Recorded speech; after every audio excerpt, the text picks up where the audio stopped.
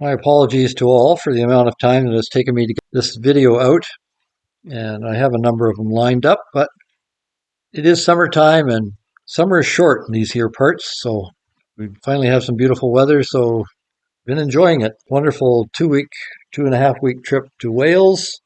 Really enjoyed that. Came back for 2 weeks and 2 more weeks to Minnesota. Back from that, and then general catching up to do after that. So my apologies, but there are only about 220 of you watching, so when you decide to watch, that is. I'm not discouraged as long as I can help somebody with their head scratching and not go through some of the pain and suffering that I do that's self-inflicted. Hope you enjoy this video. Hopefully I'll be a little more consistent now. Thanks for your patience. Further to the steering box debacle. I drove this. Once I drove it, it started leaking again. And then I climbed in underneath and I found, I'll show you what I found. This bent circlip is because I had to really fight to get it out of there underneath the vehicle. And once I did that because it was hanging down. It had popped out. So, even though I was always told the rounded edge should go in the slot upwards, it didn't seem to be the case. And part of the problem too is that this shim was just a little too thick. Even though I had hammered underneath and gotten this into the groove, it popped out. So that then turned the seal sideways, so it started leaking. And interestingly enough, it was not leaking near as bad as it was before, even with the seals crooked. So I took it out so I could get a good look at how things fit. And I did that. And I took the seals out and the shims, and everything looked okay. I checked the fit of the seal and it was good.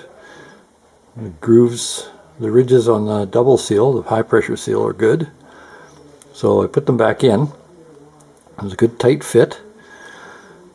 So now I left one shim out. These just a little too thick.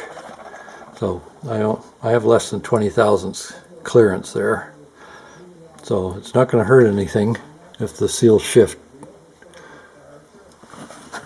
So I might,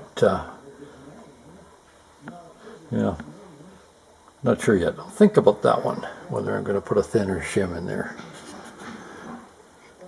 But there you go. True to form, got to do things twice. So I chickened out. I made up a 20 thousandth shim, which was 21 thousandth gap. I think the shim stock was 19 and a half. Shows you where that was made.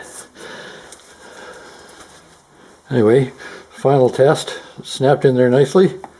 It should just pull around like that. So it's fully seated. Just to make sure.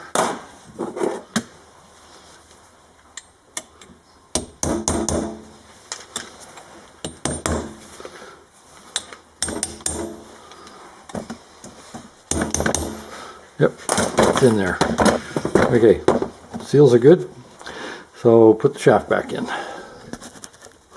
And it is a lot easier out of the vehicle. It just takes about an hour to take it out and put it back in, or more. Finally, there it is in place. What a job. That thing is heavy to try and lift and start the bolts at the same time and get it onto the coupler.